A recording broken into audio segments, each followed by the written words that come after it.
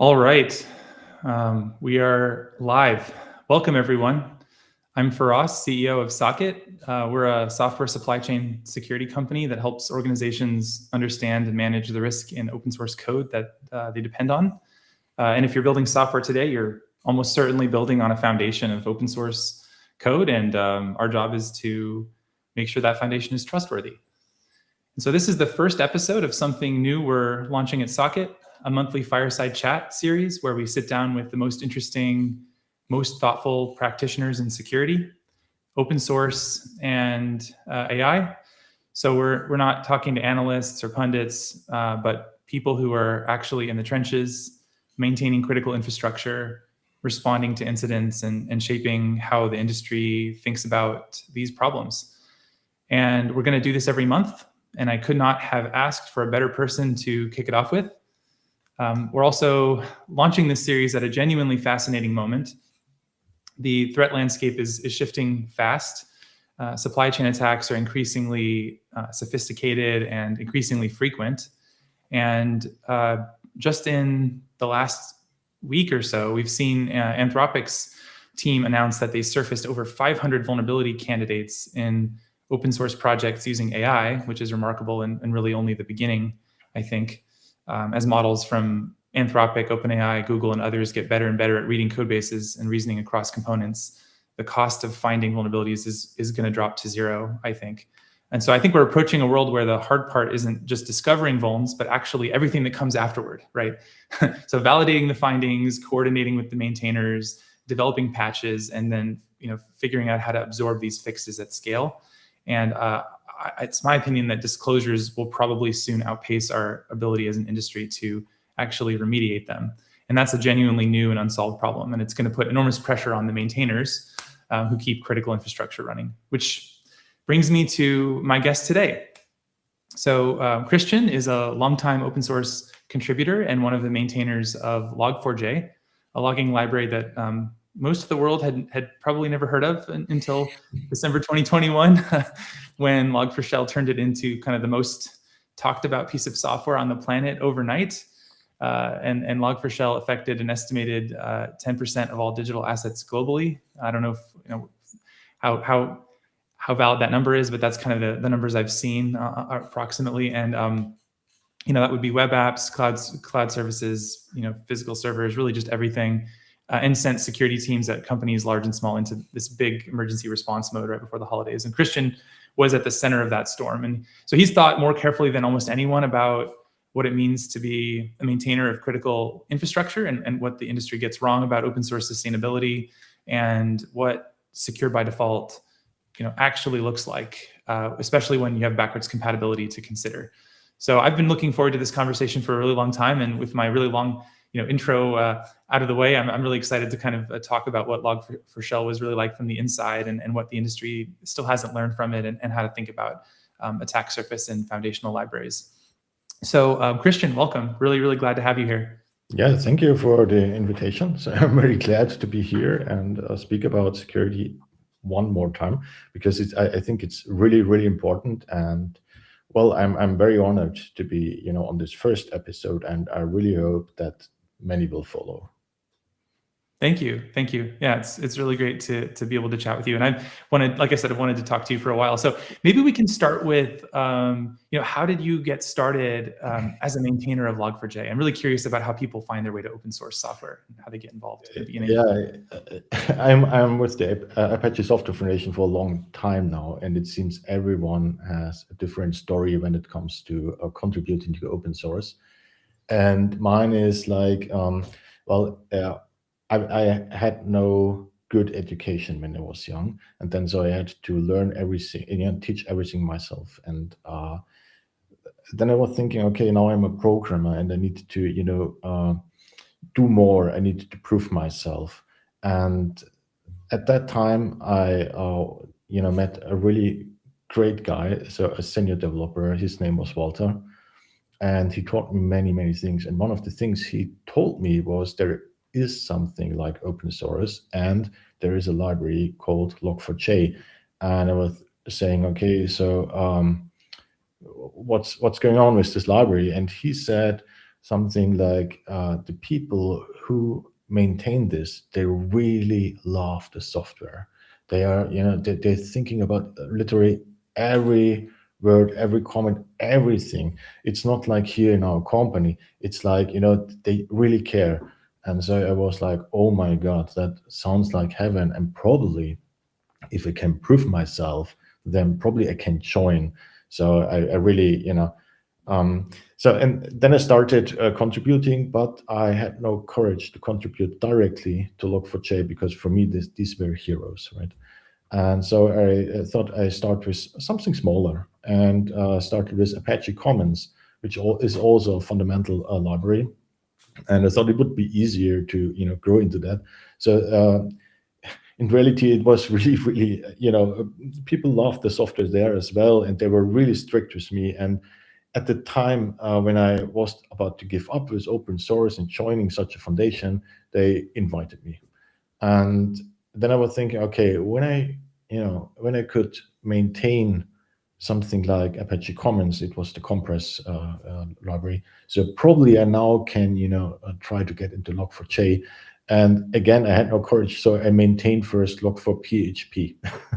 And then at some point, I realized Log4j wasn't released in like ages, and so that was finally the step where I put up all my courage and went to the people and said, I want to do this. And since I have earned a little bit of merit, so they let me do things like this. So, and that's it. So I started releasing it, patching it, and in the very early days of Log4j2, which is the at the fundament of Log4j. So I started discussing things and seeing how it all developed. So it was exciting, and I'm still, I still like it there.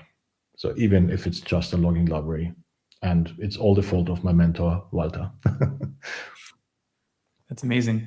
Yeah, I see some parallels in my own story. I love that you said that you kind of looked up to these these open source maintainers as I don't remember exactly the word you used, but it was you sort of felt like how could one ever be such a good programmer as to be able to kind of contribute to these libraries?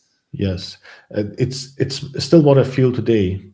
So when I look around in at the projects that I'm interested in and follow the discussions people are having, I always think so. Oh my God, these people are so smart. How can I be like them? Yeah. And I'm totally confused when somebody comes to me and says, "Thank you for your work, Christian." So it totally confuses me because for me, it's always the others who are better. I think it's called imposter syndrome. I don't know. I don't care about these things, but it's, well, probably this is the way how we keep learning, right? So seeing what other people do and trying to do the same thing or learn from them. Yeah. Yeah, 100% agree. For me, it was a jQuery library is what I kind of looked up to when I was getting started, and the code, just the random browser hacks and the JavaScript wizardry that they included in there. It felt like if I could understand each incantation, and then I would really be the true master of the the web. Yeah. If we could be just like them, so that's the feeling, right? Yeah. Well. And now you're one of those maintainers. So so you've kind of you've now joined those ranks, and so I guess that brings me to kind of what I wanted to ask you next, which is like now that you are a maintainer and you've had a chance to be on the other side now for quite a while, what do you think is kind of the most common mismatch between what users think maintainers owe them and kind of what maintainers can realistically provide? Yeah, that's a very interesting question, actually. So, what I think, I mean, if you maintain a library on your own, and if you would have no users, then you would have the fun and you would release things, and everything is good. But when a user joins and they're using your software, the maintainer has some kind of responsibility, right? Or at least I feel like this. And what I also think is that the user also knows that there is some kind of a responsibility. And I believe it can sometimes go out of hand. So sometimes users, are asking for things like for quick patches, quick updates, quick new features, or whatever. So it feels like we are working for them. I mean, we are working somehow for them, but it's not the same as if you would pay us and we work on a specific feature for them. So I believe open source is like, if you want to have a new feature, you need to join the project and you try to build it yourself and contribute.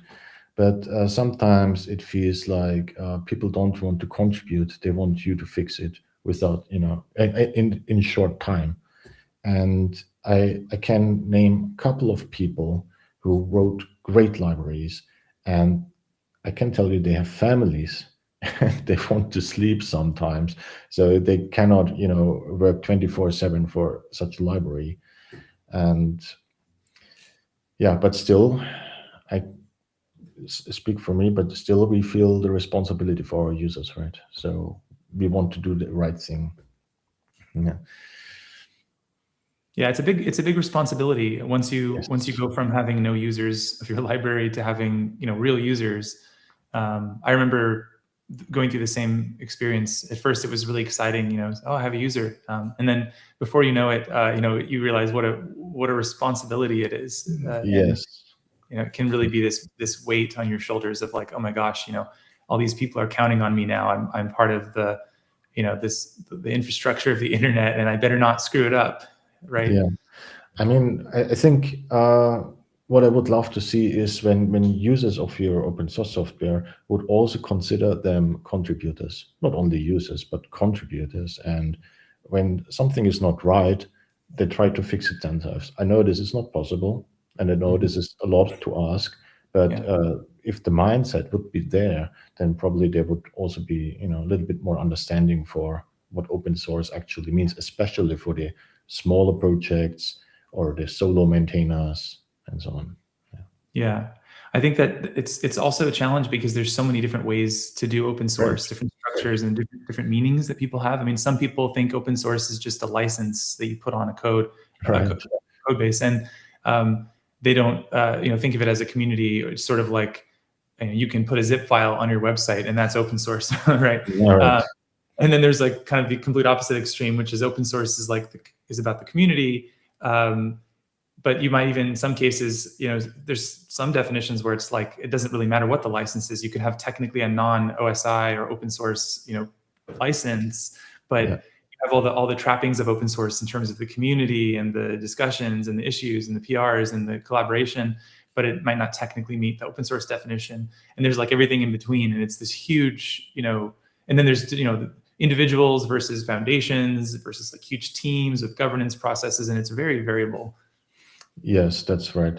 And when thinking about this, so all these different forms, all these people, so always when there are people involved, there are also emotions involved. And what I always felt is that when somebody comes up and gives you a proper definition of open source and you are not fitting in, this can get really emotional. Or a user doesn't get his feature right in time, or can also get emotional. I mean, look at the issue trackers on GitHub. So they are sometimes really, really emotional. Yeah. Well, I want to kind of ask you now about your experience being on the receiving end of maybe some of that emotion. So you've said that when Log4j happened, it felt like a bomb dropping.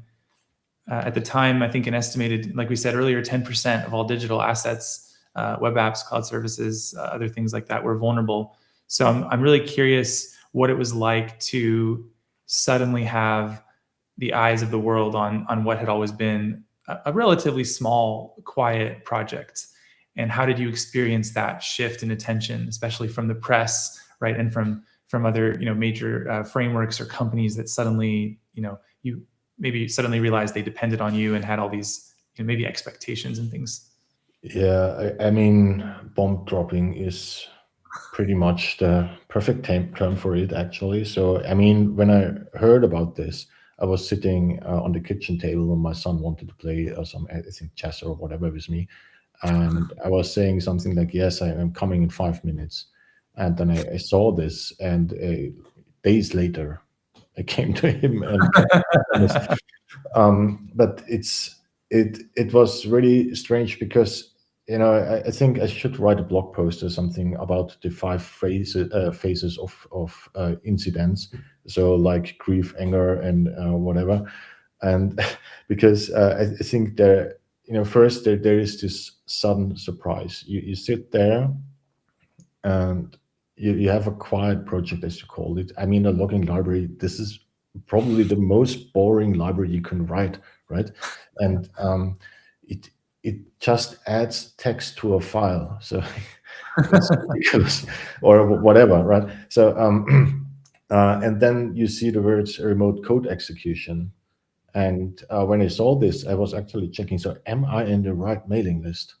And my first reaction was, this can't be true. And I put down my mobile, and I wanted to go away, like hiding or something.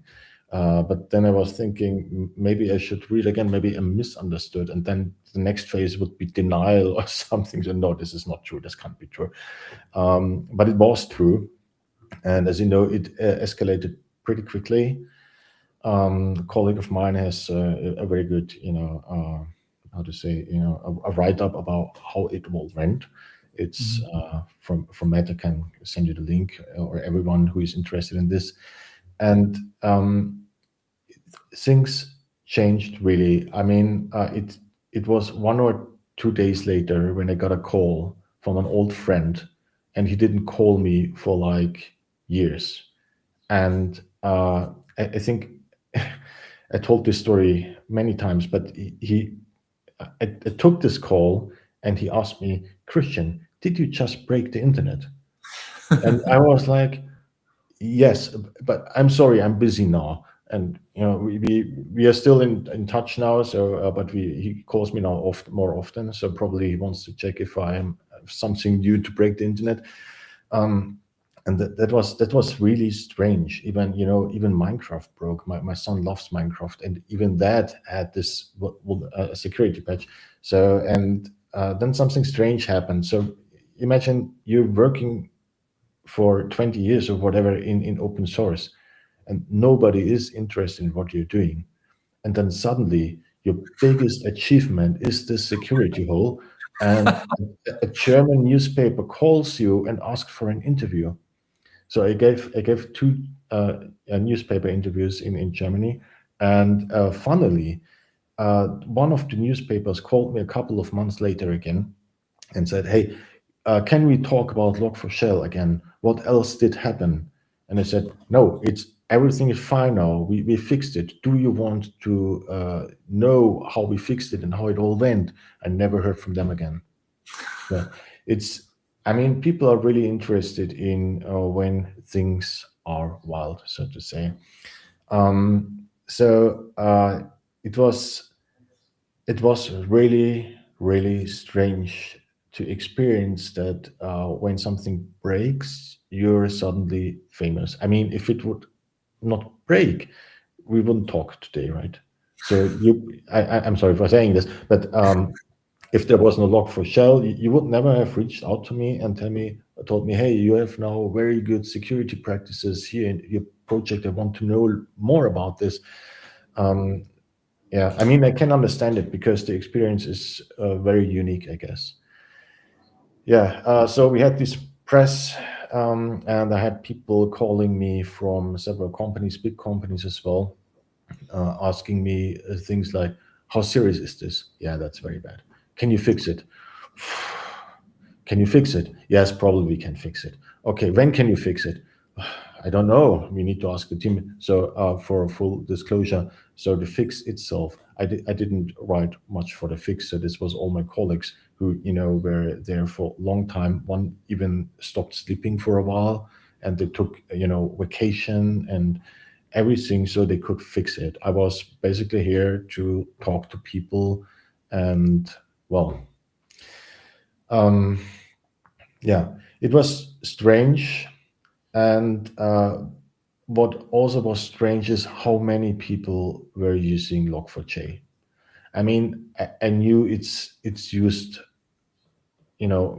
many times because it's very old, it's very major, and everybody I think knows the name, if you like it or not, but you know the name, and uh, but so many people suddenly said, okay, we shut down our web servers because we are not sure if you're using Log4j, but we are using Java, so there is a chance.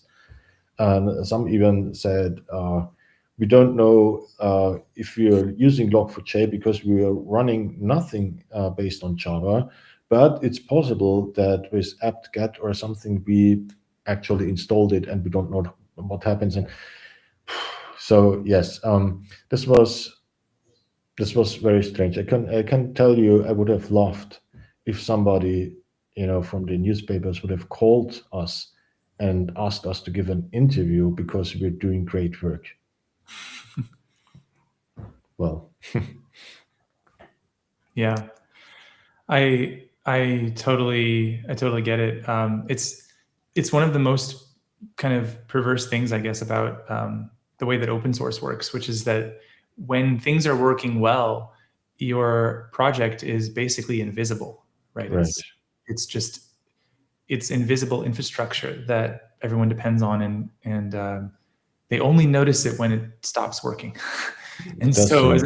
as a maintainer, you base it, you only get to meet your users when they're upset at you and something's broken. Yes. You're like, oh, it's nice to know you're using my software. Nice to meet you. And Yeah. Right. right as you have a huge problem or something that they're upset about. Yeah, that's right. That's right. Silence you until you break it. Yeah. So probably if you want to have some feedback on your software, just introduce a bug, everybody annoys, and then you can talk to many people. So, but I don't really advise this. It's funny because and maybe we'll talk about it later. When you think about funding software and getting assistance, monetary assistance at least, or maybe even other kinds of assistance in terms of time and resources. One of the things that you realize is like, how do you have a big problem, which is how do you even reach your users, right? How do you even figure out who they are? And so, your idea that introduce a little bug, it might actually not be the worst idea to let people know that you exist. Oh my God, you don't have it from me. Yeah, no, I'm just kidding. Well, I guess one thing about all this attention is, I mean, we're joking about the attention, and putting in a bug to get attention. But I'm actually curious, was there anything about the attention, like once the bug was widely known and you were getting contacted by companies, by the press, was there anything about that attention that actually helped you, or was it almost like entirely a distraction during the response? Yeah, I mean, all these press things,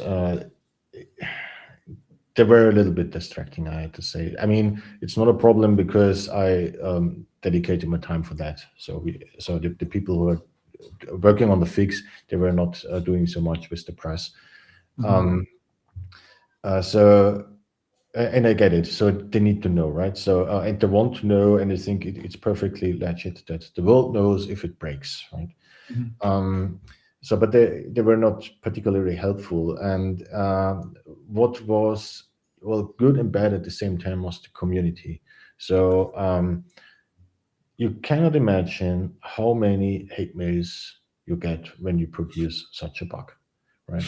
So you're incompetent and you have no clue, and Java should be forbidden because it's not C++, all these kind of things, up to swear words and all these kind of things. But on the other hand, every time when something like this happens, when somebody really hates you, some other guy comes up and says, hey, I know you're having a lot of stress, but I appreciate you sit down in your spare time and fix this. And a couple of these people, I knew them for ages, like heroes to me. And they showed up and they told us this. And for me personally, that was a really good feeling because you feel a little bit more appreciated. It's not like you're a software vendor and you really broke something here. It's like, yes, you gave the world something, and okay, per accident it broke. We are sorry. We made a mistake probably. Mhm. And some people understood, and this good vibes. This was, yeah, I still appreciate it. I remember a couple of them, and also the people who said this, and you know, that's that's really good. So if my advice for everyone who is suffering from a dependencies security problem, just send a nice message, and yeah, people will appreciate it, I think. Yeah. Yeah, that's great. I'm glad you got some of those supportive messages in the middle of all Yes, the we hate. did. Yes. Yeah, it's like a lifeline, I think, and Yeah, yeah, yeah. can feel very important. So I think, in the aftermath of all this, I think Log4Shell became kind of a turning point or a rallying cry in conversations about supporting open source, Yeah. especially for critical infrastructure projects like Log4j. And from your perspective, did that moment, actually change anything in a lasting way for maintainers? Has there been truly like a change in the way that you get support? And do you think there's still lessons that the industry still hasn't absorbed? Yeah. I mean, when this happened, I think many companies suddenly woke up. So you know this this comic where this Yeah. building broke and the Nebraska guy and so on. So this is reality. This is not even a joke. It's not really a comic. It's documentary for me. And I think companies realize suddenly that they are relying on infrastructure they don't control. And it's like hiring people you never see, using the software without knowing them. And I still feel that companies have understood this. Yes, they have understood this.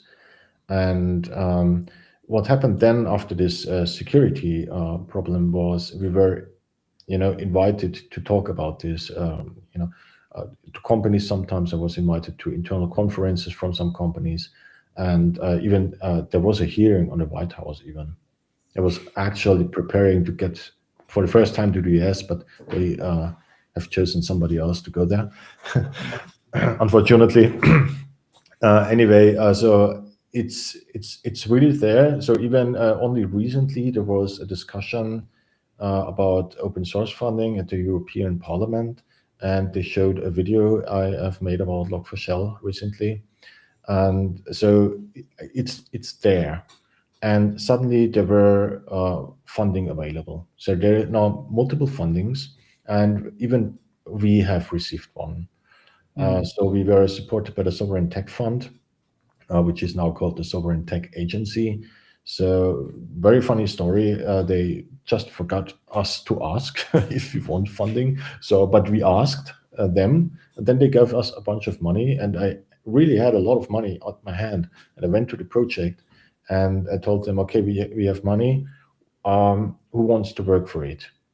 And from the whole team, we had two and me, so not many. So I think we have now 15 or so active maintainers. So funding is complicated, and there is many problems around funding. So one problem is an example: we have this funding for 1 year. What's after this year? I cannot quit my job to take this money, work on my dream job, and what's after 1 year? I have family probably. So this is also it's really difficult, and the funding options we have now, I don't think they are sustainable. So because what's next year? What's the year after? So you cannot run from funding to funding, and sometimes it's even like, oh, we have funded you right now, so we can't fund you again or refund you. Yeah, so I would hope there is some more movement in this, but it seems that we need more and new security issues to get this moving again. And with the arrival of AI and that it can go better and better, it seems I think people are even more hesitating to, talk about funding. So because nobody knows really where the journey is going, right? Mm-hmm. Yeah. So to answer your question, I think the industry is aware, but they're not aware enough probably. And yeah, I think governments should be even more aware of this, because government software also builds on open source, right? So we have seen this after Log4j. I know at least in Germany, a couple of government platforms that shut down. So Yeah. No, it's absolutely a critical infrastructure issue that government should care about.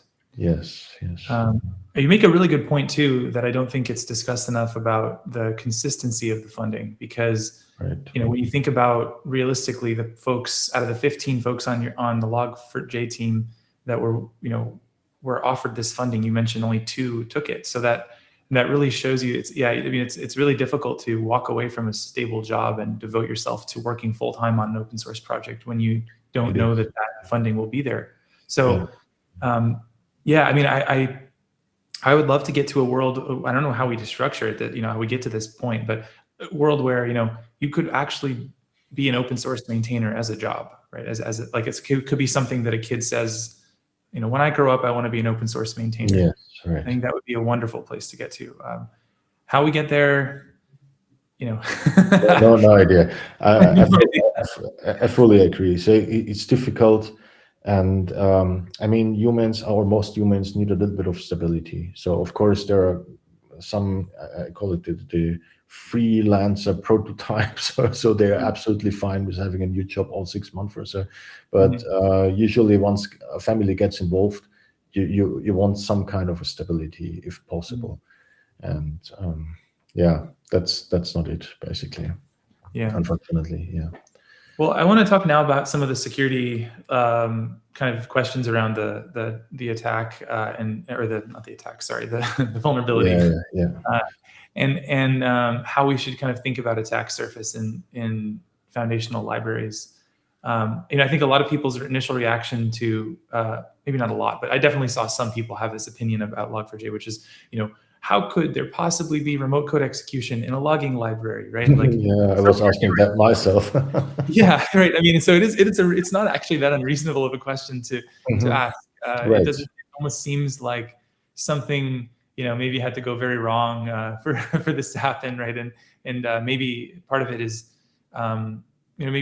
something in the design. I think that there were similar questions after Heartbleed as well, when some people were just questioning, why does this feature even exist, this heartbeat mechanism? Did it really need to be there? And so I'm really curious to know how you think about attack surface in foundational libraries. Like, should we be aiming for fewer features, just really safe defaults? Which levers matter the most, and how do you think about it as a maintainer of a foundational library? As I understand now, not before, unfortunately, I think we all know that software rots, basically, and you forget what you wrote, right? So you write it, you have a great new feature, you put it somewhere, and then you simply forget about it.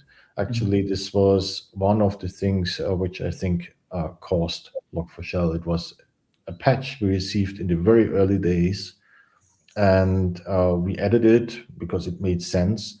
But nobody of us really, used it or needed it. So it was just there. Knowing that a couple of years later, a conference, I think it was the Black Hat conference, spoke about a vulnerability or an attack vector that basically exactly described Log4j. So, we could have known probably. So, but we didn't, because we are developers, right? So we write code. We are not all security experts. So I think there are 2 different professions, actually.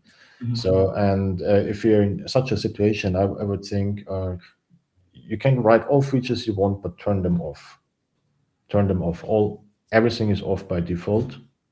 And if your user needs a feature, you just give him the option to turn it on. So in our case, I don't know who really ever needed this specific feature in Log4j. I think there's probably, I don't know, 5 users on this planet, and this feature was turned on for everyone. So I don't know. It doesn't make sense for me. So save defaults, and that would mean for me turn it off, and make let people opt in, not opt out. And saying this now, it makes me feel stupid because it should be natural. But if you never think about these kind of things, or what could happen, or if you think what could happen about a logging library, what could go wrong? So that's wrong. Something will always go wrong, right?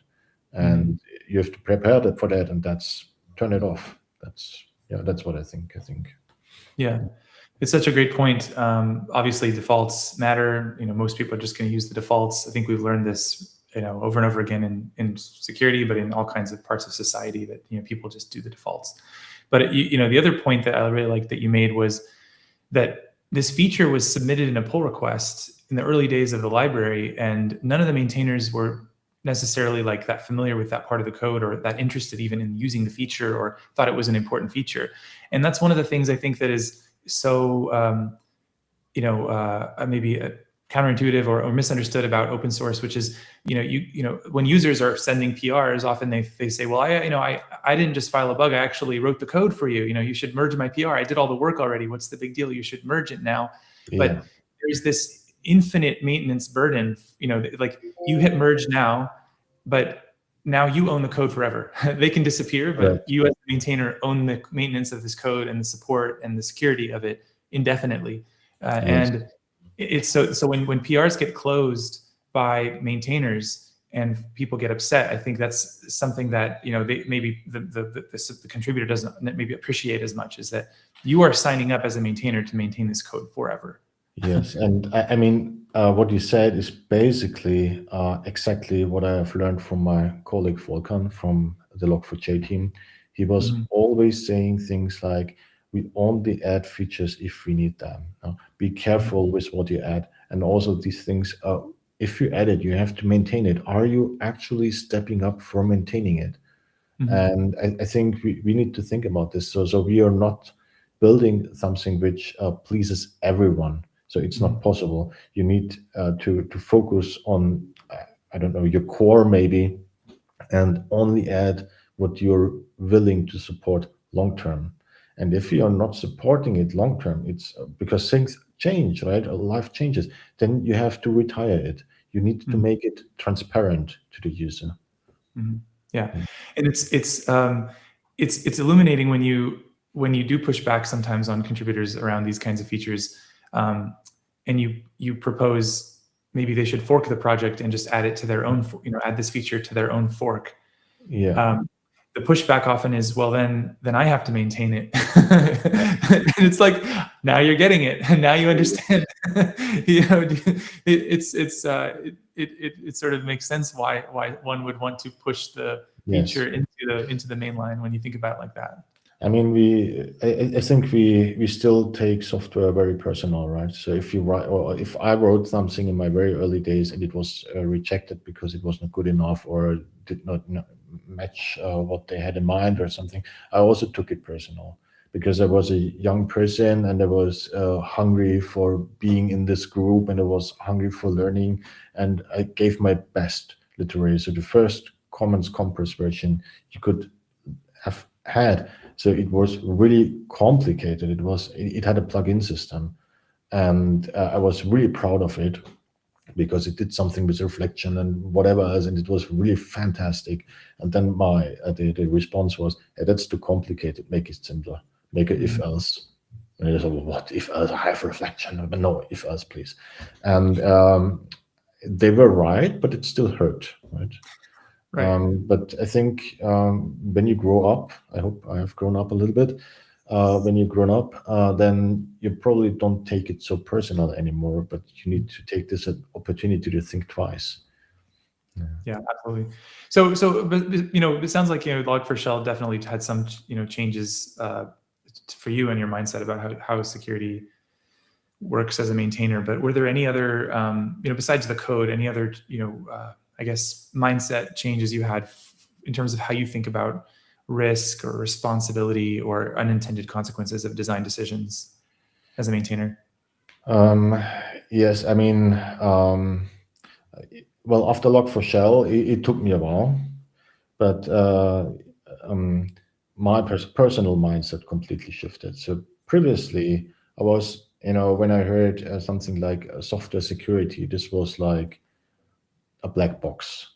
It was like, well, what is it, right? And of course, a new SQL injections, but that's about it. And I was also thinking that, yeah, probably nothing happens. But after it, and after having such an issue in the well, in a logging library, it was like everything that can happen will happen, and you're not safe. And in the particular feature we are asking, so this was basically in the code base for like I don't know, 8 or 9 years or something. Nobody had identified it, so potentially for years this could have been exploited. So there is, I think, something in every code base which can be exploited. We just don't know it yet, right? And there was one thing. So around this exploitation time, so there was the rumor that Log4j was running in the Mars helicopter from NASA, and I was very proud. I don't know about the others. We never talk about these things, but I was so proud, and GitHub gave me a badge, Mars helicopter contributor or whatever, and I'm still having it. But now you're sitting on your desk and you're thinking about this Mars helicopter, and it has a vulnerable version of your code. Then it's like I messed up the Mars mission, right? So is this even possible? But didn't get so bad. So because the NASA said a couple of weeks later, no, we have not been using Log4j. It's just a rumor. I'm telling only you the truth because I want people to believe that I'm still on the Mars. But probably it's not true. I don't know. Probably, maybe they just said it's not true, so nobody goes and exploits the Mars helicopter. But who knows? Anyway, so these are the consequences, right? That you can, have. So you're writing a library and you're not thinking about security, and finally you end up, you know, destroying the Mars helicopter. So yes, yeah, it definitely shifted my mindset about security, and I started to learn a lot about it in the past years. Then. Yeah. So I guess, how do you think about secure by default in libraries where backwards compatibility is sacred? And where's that line for you? And also maybe I'm curious, like maybe for the viewers to understand as well, what did you ultimately do in Log4j to resolve the Log4Shell vulnerability? Security by default is now, so I should have it tattooed somewhere on my body because it's now my new mantra. I think it should be, security should be first. And I think security can also break backwards compatibility. So, but I understand that this is not always possible. So we have limitations in Log4j 2 as well, and we have limitations in example Apache Commons. Apache Commons is very strict when it comes to backwards compatibility. So I'm probably, how to say, a little bit burned here, because if I have the choice to make something more secure, and the other choice is to leave it as it is because backwards compatibility, I personally would take the security choice. So it's it's not always possible. Like an example for Log4j2, we have now turned on all the features by default. And for Log4j3, our strategy is the opposite. We want to turn off everything by default. And yeah, but it's not simply possible to do that, because if you would change something with Log4j2, the whole world would break again, because they would just update and then they have to change something on the configuration files probably. So I get this. Yeah, it's not so easy. I would love if we could do security first and make everything secure by default, even if it breaks PC. But I understand why people are not really happy about breaking it, so to say. Yeah, for sure. So we have a question from the chat that I would like to ask you from John Church. He's asking, how was Log4Shell disclosed? It must have been a 0-day, right? How would the response have been different if it was responsibly disclosed, assuming it wasn't? Yeah, thank you for the question, John. So it's a good one. Actually, we received a private report on, private means for the ASF, we got it on a private mailing list, so no outsiders can look at it. And we received a report from a person, I think he worked for Alibaba at the time, and from China actually then, right? And he sent it and said, okay, look, I can do this. And it took us a few days to understand what he's actually doing. And then when we understood, it was like, okay, this is serious, let's work on a patch. So it was really, nobody knew about this, right? And then we worked on the patch, and with the ASF, it's like, we need 3 days to vote on it and prepare the procedure and everything. So we were all about voting and having a little bit of time. And while we were voting, I remember that the reporter tested this patch and he said it does not work. So that was really bad. Then we restarted the process, but unfortunately, we have seen that some security boards or security-related groups talked about the incident already, and we don't know really how the word got out, but it was out. And so we had the situation that the fix was not ready, so it could be bypassed. And rumors were already spreading that we have this fix. So I can at least tell you that the next vote didn't take 3 days. So we had an emergency vote, which was like, so if we have a couple of +1s, then we just release it. Right? But generally speaking, it was brought to us in a very ethical way, I think in the correct way, and it was handled very professional. And as far as I have heard, the reporter, especially the company of the reporter, they really got trouble from the Chinese government, because as I heard, this is just a rumor, unproven, I don't really know it, but what I heard, the Chinese government has set up a rule that such disclosures need to be reported first to the Chinese government.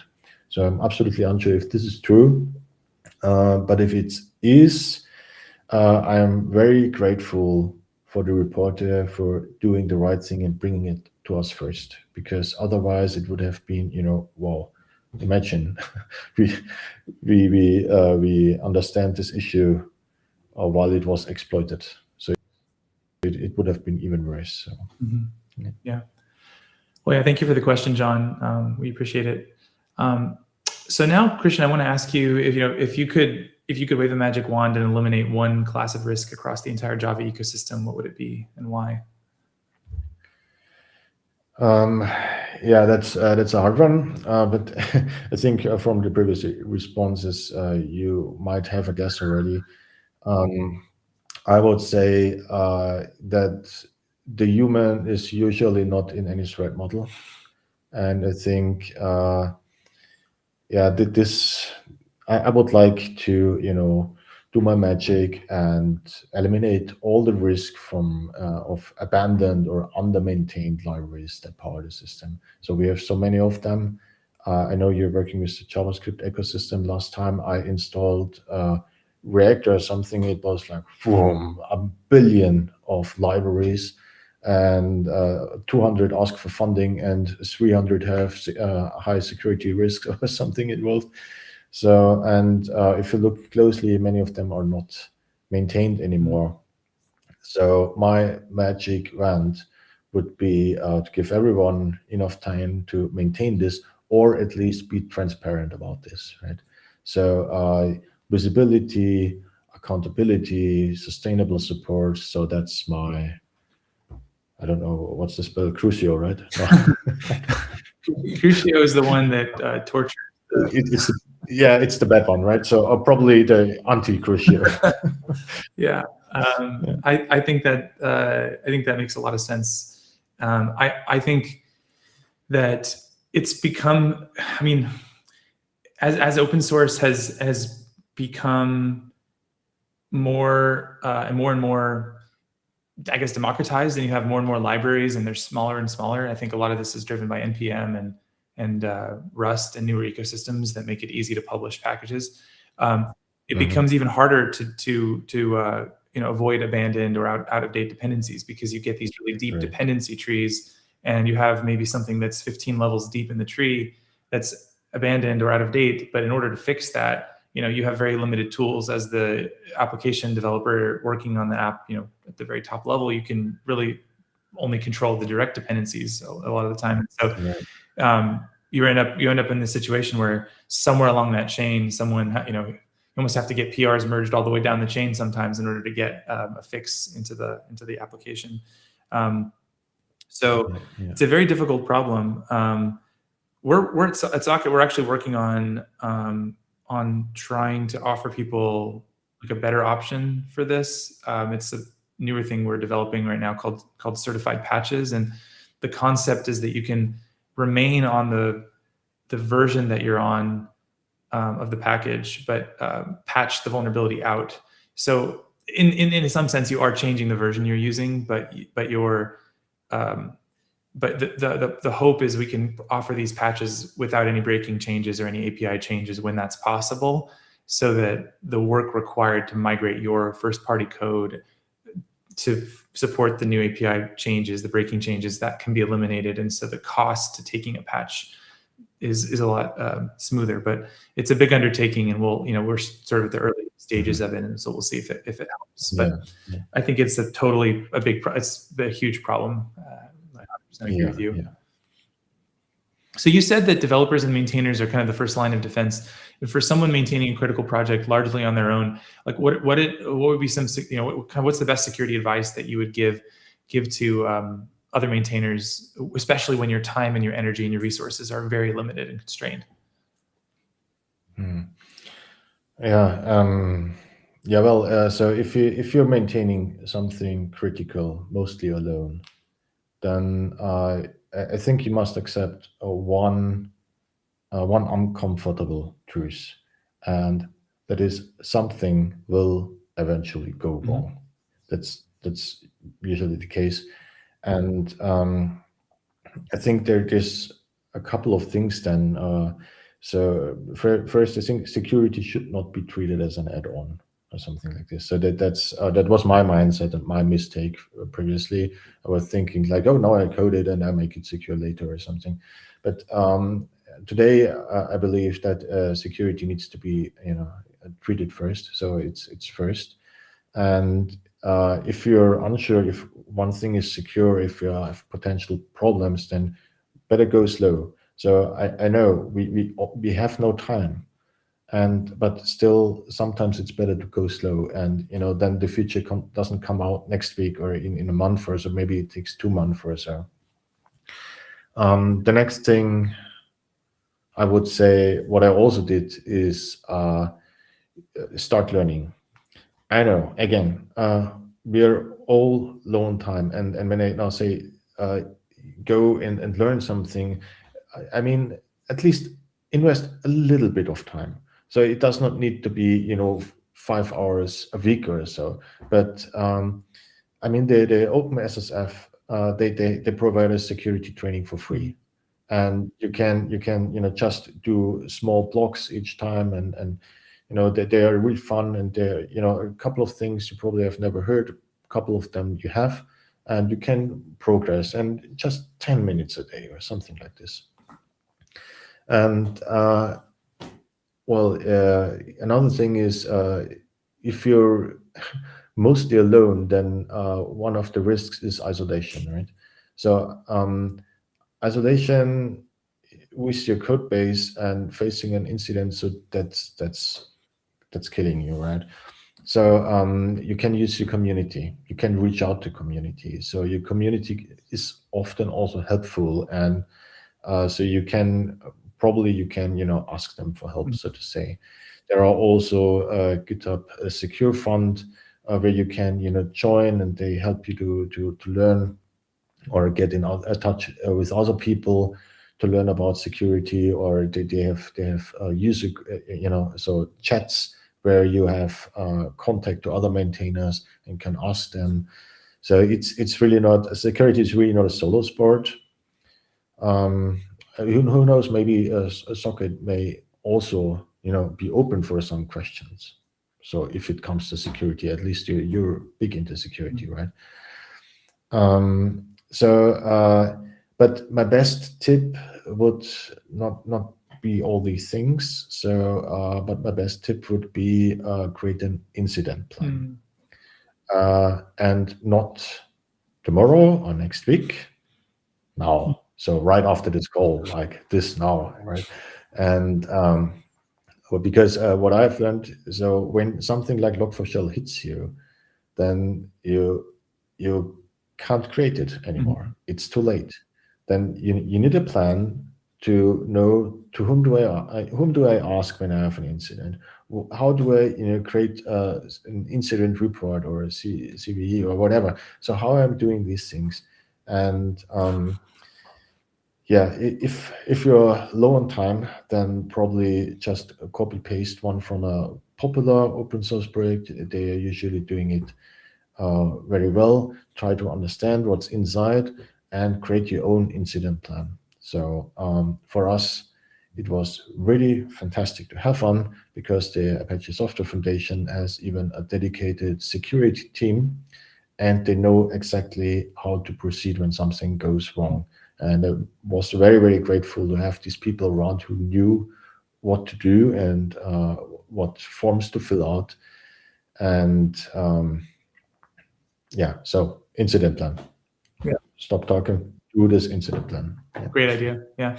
And now flipping it around to the other side of the equation. So the enterprises that are using open source, like what would you advise them? What would be like a practice you wish every enterprise did when they are using critical open source? And maybe let's focus on something that isn't just donate money. What would they do? Okay. I'm very sorry. That would have been the easy answer. So probably it's donate time. well, it's actually not too bad, but I think I don't know, enterprises probably should be just be more aware of what open source actually means, right? And usually they are just they are often just consuming, and so they are probably not aware that they're using a solo library, or they're just probably not aware that they are using a library which depends on 1 billion other libraries, and they're probably not aware that they're using an abandoned library. So I think they need to be aware of, or find a better understanding of what they are using. And I mean, if you have an incident like Log4j, and you're asking yourself the question, am I using it actually? I don't know. Then that's a problem. So, and on the other hand, before you choose a library, you probably look at who maintains it. So, so if you have like 5 options, and then you have one which is well maintained, 10 people actively working on it, why should you use the one other option that is retired? So I think they should be aware. So, and so something helps with awareness. So the SBOMs and the development and ideas around this, so that helps building this awareness. And I think it's still very early, and most companies probably never heard of something like this. But you asked for my wishes, right? So I wished Yeah. for something like this. I mean, it's a basic prerequisite. You can't really know whether you're affected by any of these issues if you don't even have an inventory of what your dependencies are. Right. Yeah, absolutely. Yeah. So CISA still lists Log4j as one of the most commonly exploited vulnerabilities today. Do you still hear about active exploitation on old or unpatched systems? Has this kind of ceased to be an issue? And from your perspective, why is it so hard for parts of the ecosystem to move off of the vulnerable versions after all these years? Yeah, so active exploitations, no. So I don't hear anything. Actually, I don't know any real problems except for the work we caused and except for system shutting down. But so real hard hacks or something where real damage is done, I don't know actually of these things. But I know there are for sure unpatched systems. I know this because we have a report from the Maven team, or I think it was Sonatype who provides the report, who still who looks how many percent of the users are using unpatched Log4j versions. And the last time I looked, it was like 15% or something, which is ridiculous. So why 15%? Even 10% is too high. It should be like 1%, and I would expect this 1% that they are researchers who build vulnerable system to research them or something like this. So I have a friend, and he told me recently that they migrated a Java 1.3 project to Java 8. So like last year. So we are now with, I don't know, Java 21 or so. So it's really, really old. And I don't know why this is, but people are really sometimes very slow with updating code bases. Maybe they run systems they have forgotten.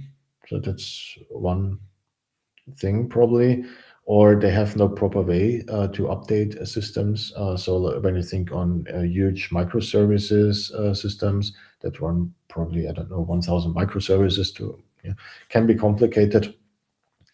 Or they simply don't know they're using something. So here's the missing SBOM again. This all comes together. Probably this could be a very good use case for AI systems also, to say, okay, I have a Java 5 code base, let's upgrade to a secure, and it does its magic, and probably it's then easier. I don't know if this will help moving forward, but from my experience, it's people forget, or people don't have the time to upgrade, or they just don't know anymore. Yeah. And now I'm curious to ask you about your predictions for the future, and specifically then, I guess, in the negative predictions. So what is your biggest worry for the next 2 to 3 years? Is it complexity getting out of control? Is it the AI-assisted exploitation? Is it AI-generated vulnerabilities? Is it maintainer attrition, maybe because of, maybe it's because of AI-generated issues and pull requests? I don't know. Is it dependency sprawl, or is it maybe something else? Yeah, I would love to say all of them, but you asked me for the biggest worries, so I guess I have to be more specific. Actually, as probably many of us know, we are all thinking about the next 2 to 3 years or so, because so much is moving. You mentioned AI-assisted exploitation. I think, yes, it will increase, of course, but attackers always had better tools, and that's not new, right? So the solution would be we have our own AI-assisted defense. So probably AI attackers and AI defense, I don't know. So yes, it will be bad, but probably that's not my biggest worry here. My biggest worry is actually relatively new. It's when the narrative becomes to software is easy now, or AI writes it for us. I think we risk underestimating the cost of maintaining infrastructure. So, because as I already mentioned, so writing code, this is one thing, right? Everyone can quickly write a couple of lines of code, but maintaining it for 10 years, that's something completely differently. And I think we need to maintain, if you write code base, you need to be prepared that if you're successful, it unfortunately means you will be working for free for the next 10 years. So be very careful with what you wish for. So success is not always good here. I think so major frameworks like Spring or the Apache Software Foundation or Eclipse projects or so, I think they will stay strong because they have institutions behind them, or a couple of people who are trained for that. But the long tail is more my concern. So they have, we have many small but very critical dependencies. There are solo maintainers, and if they feel that their software is not of value anymore, they just stop, right? So that's the glue. That's glue libraries, and that nobody notices them, and until they break, I think, and that's my worry. I mean, yeah, that's actually something I think often now about the value of my own work. So, yeah. Well, now let's transition into a lightning round. I want to ask you 4 questions that are hopefully have pretty short answers, and we can ask you quickly in this lightning round. So I'll start with what's the most underrated security habit for maintainers? I would say it's learning about it, right? So learning takes time. We all think, yes, I have heard about, let's say, SQL injections. I have never created an SQL injection myself to see how it's actually working, right? So, I mean, okay, meanwhile, I'm older, I've seen it somehow. But yeah, so learning is underrated. So security is not for free. You need to invest in yourself for this. That's a great one. Yeah. What's the most overrated security practice in enterprise consumption of open source? Yeah, that's probably my favorite, because companies usually say, "Hey, that's open source from the Apache Software Foundation, so we trust them, so it must be secure." Yeah, and nothing is secure. And as I have seen myself, probably you wrote the code 10 years ago, and nobody asked you to do that, so you forget about it. So nothing is secure. So don't rely on anyone, even if you trust the people, if you like them, if they are family members or so. Don't trust the family members when it comes to security. No. Yeah, that's a really good point. It's not about the intentions of the individuals involved. Oftentimes, Right. Yeah, great. Yeah. What's the best boring improvement, security improvement, like docs, tests, release automation, CI hardening, code review rules, or removing dependencies? What do you think is the best boring kind of improvement you can make? Yeah. So like 2 years ago, I would have probably said tests or something. I don't know. But today I would say read your code, because many of us use agentic coding, and I have one friend who recently told me he uses 3 different AI systems to generate code, and he's so happy because he's so fast. And when I listen to him, do you actually read what the bots write? I mean, of course they make us fast, but probably they don't write what you really want. And so the most probably boring improvement we can have in today's programming workflow is actually reading what was written. And hopefully you're a speed reader, because there is a lot written very quickly. Yeah. And final lightning round question. What's one metric you'd track for project health that isn't stars or downloads or CVEs? Yes, so I'm biased here because I come from the Apache Software Foundation and spent most of my open source time here, and I gladly say it's the community. So if you have a healthy project, you will find a place where developers come together. So for the ASF, it's mailing lists. Look at the mailing list and see if there is any discussion going on. Are people actually talking to each other?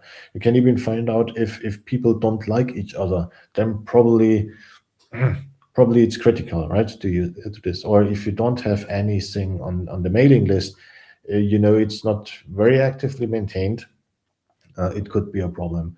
So, or if you see people like each other, they love working with each other, and mailing list is full every time, every month, 100 mails or so, then you probably know, okay, that's a good project to rely on.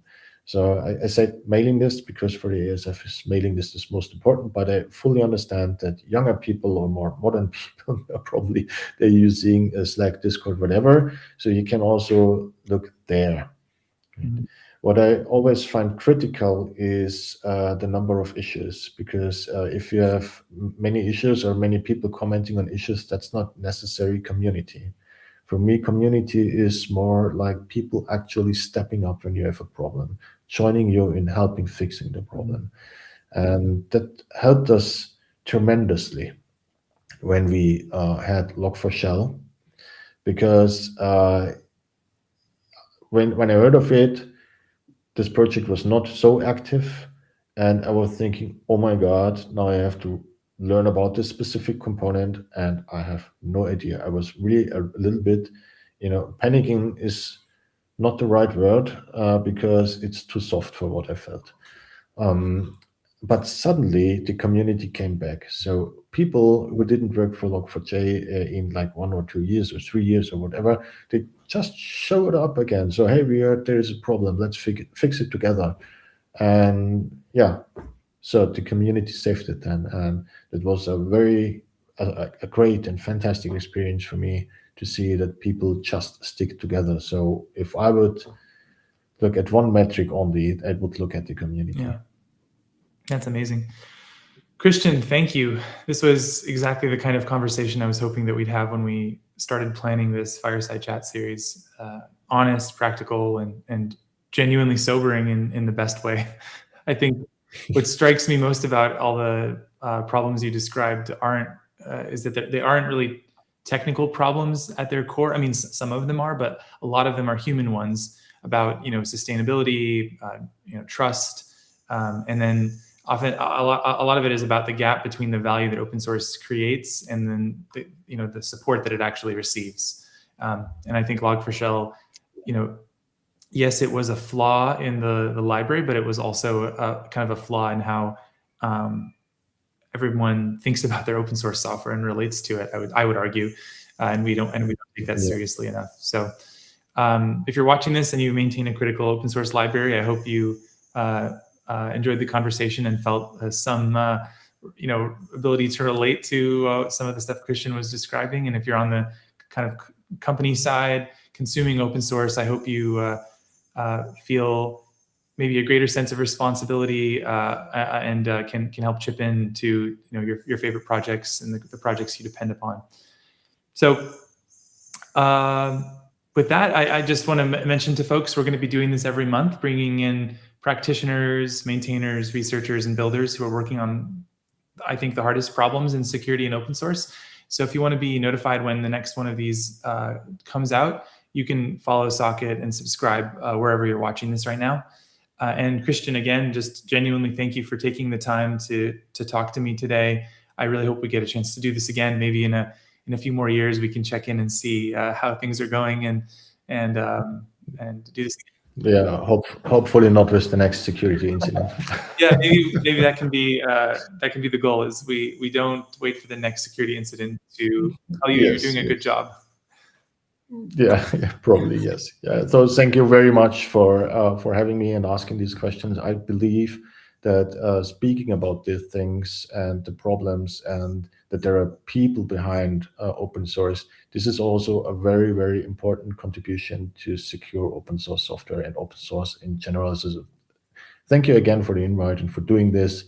I appreciate it, and I will make sure to subscribe to your channel so I won't miss any of the future episodes. Thank you. Thank you, Christian. Appreciate it. And thank you all for watching. Have a great rest of your day.